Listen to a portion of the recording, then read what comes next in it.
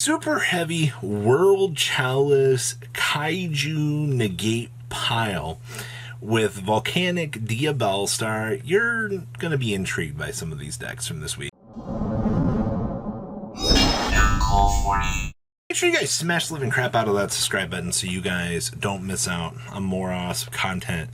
You know, we've seen the Superheavy engine come up in the past. I mean, universal pendulum scales of super fun excitement. We've been very familiar with this, but I feel like things are getting out of hand here, man. Like the fact that what do you want me to tell you about this deck? You want me to tell you that this is like something crazy? You'll be able to win with this all the time? No. You're going to have to work your butt off for this. And a lot of this comes down to, Gamma Seal does things. Believe it or not. When your opponent activates a card or effect, except for Gamma Seal, alright, you can quick effect remove 2 Kaiju counters anywhere on the field to negate that activation and banish that card. That is not at once per turn. And I think people have forgotten over here that good old Kyoto Waterfront lets you add the Kaiju from your deck to your hand, and then the only thing we need to do is just start putting some Kaiju counters on this, alright, which is broken. And then guess what? We can deploy the Kaiju off of the Saravis, off of the special summon, and then congratulations, we've done it! We have infinite negate Kaiju! Yay! I love the little interactions that this card brings to the table. Also, Kyoto Waterfront's incredibly easy to search because you search it off of this thing. You go down, you have so many pathways in this pile that I'm horrified that it took this long for people to kind of figure this out. Now, obviously, Nibiru does exist in the format. It can ruin your day. We've seen it before, but if people don't have any clue, where your choke points are, or, they leave you on maybe a very weak field, well, you can make some pretty crazy plays off of this. So good stuff. Next up here, we have Volcanics. Yeah, Volcanics, actually. So guess what? It is playing the Horus package. One of the biggest fundamentals that I think people kind of forget out here about these styles of decks is the Horus package is good discard fodder. You can send any of the terrible bricky bricks that you play off into the abyss and then capitalize and build whatever stupid little boards that you want with this. This is where, our volcanic stuff comes into play here. Rimfire loves being sent to the graveyard, alright? And of course, your volcanic stuff is a little bit smaller of a package, and I think people might want to initially see, the 1 Blaze Excel, the 2 Volcanic Blaze, good stuff, and then we play the 1 Blaze Accelerator Reload. Yeah, that's pretty normal. Also, somebody's going to be like, but where's the Scatter Shot, Robbie? No. This build opted to not play Scatter Shot, actually. You're kind of just using this package as, obviously filter means, but also, a chance to kind of clean the game up with Volcanic Emperor. Also, Volcanic Emperor is a level 8, so I hate to tell you this, but this also means that, guess what? You have another Xyz material along the way for whatever end stepping stone board that you want to try to make. I think that the capabilities of this deck are a little bit more than some people might want to dedicate to, and that's fine. There's not to say that there's not other better fire variants out there. This deck's also doing, the Flamburst Dragon plays as well, also Snake Eyes Ash into, Rimfire, Shell, just kind of get the engine going. Can kind of get you places. So I kind of like that. Obviously, once Pobler comes out, this deck might end up expanding into something a little bit more crazy. But for now, this is what we're looking at. Hold on, I have to take this in because this stupid Ghostrick package, every single time I have to see this package, it means that there's an F-Zero somewhere around the corner that's just going to ruin my day. Alright, so how does this little package work, you ask? So, you know Mr. Dullahan down here? Okay, it's 2 level 1 monsters to make it. You slap this Ghostrick Angel Mischief on top of it, and you detach a material to add a Ghostrick spell from your deck to your hand. which gets you this Monster Reborn. This lets you special summon a Ghostrick monster from your hand or graveyard, and then you can change a face down Ghostrick, you control the face up, blah, blah, blah. And then we can banish this target a Ghostrick exceeds attach. We don't care about that, alright? What you do is, we make Dolahan. Okay. Overlay into Mischief. Mischief. Effect. Ditch Dolahan.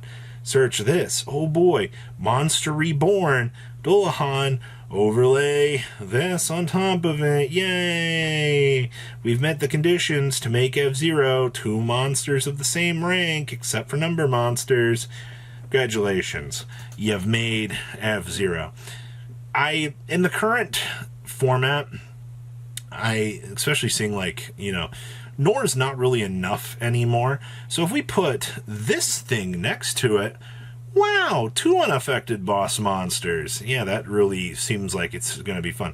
Honestly, it's whatever secondary engine you can toss into the Sprite deck, or into the Purrely deck at this point, I think is the thing that's going to allow it the chance to kind of do its thing. And especially maybe on a smaller regional scale like this. Ta-da! We can do little shenanigans. Cool. What else do we have back here? Hey! Shimber me timbers. I have not seen Trap Tricks in a while. This deck, I still think that this is honestly a very strong rogue deck out here. If you've still got 3 Trap Trick structure decks and you're feeling, like it's going to be an easy day, you can walk on into the Valley of Defeat, go second, break your opponent's board, and then establish your own board. That's easy. I will say, though, we're playing 1 Nibiru, 1 Space Rock, and we're playing 1 Crossout, 1 Talents. I don't like the ratios that are present in this list, to be honest with you. I think they're cute, don't get me wrong, but I feel like there are just better cards you could play. Like, we're playing 1 Raigeki, 1 Lightning Storm. Would we have not preferred the second copy of the Lightning Storm to be able to clear attack position and or back row?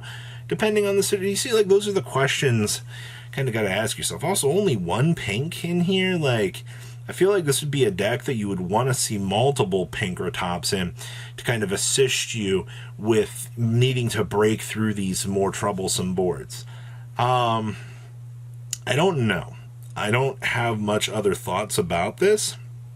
I'm not a huge fan of what I'm seeing, though, at least in terms of optimization. But it did make pretty far out of its event. So I guess that's one thing that, you got to consider is, how far down your pathway can you actually get? Maybe the 1-ups did carry better than having 2 to 3-ups for some of the results. I don't necessarily know, but I don't know if I would necessarily be doing that. 41 is already fine for a deck like this, so okay, interesting.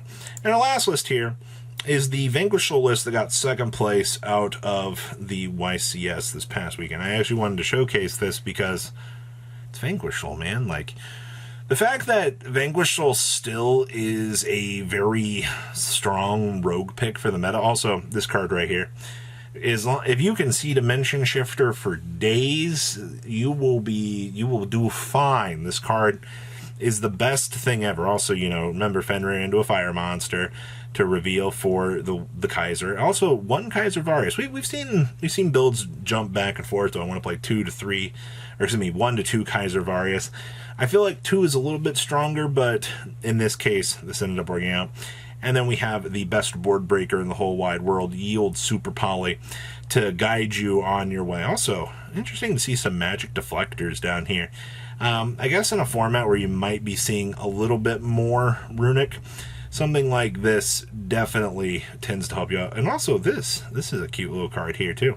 Flippity floppity, set all the opponent's monsties. And we are doing the Zodiac package here to turbo out the very, very, very unfun monster. Yes, free little board wipe machine, the card. We've all learned our lesson about Zeus being the little turbo machine that he actually is, and the little crazy insanity that this card has brought to the game. Outside of that, yeah, those are our little interesting things that we have seen for now. So, what do you guys think about the interesting. Please leave a comment down below to what you guys think. I'll see your beautiful faces back here in a day, guys. Patrons, thank you.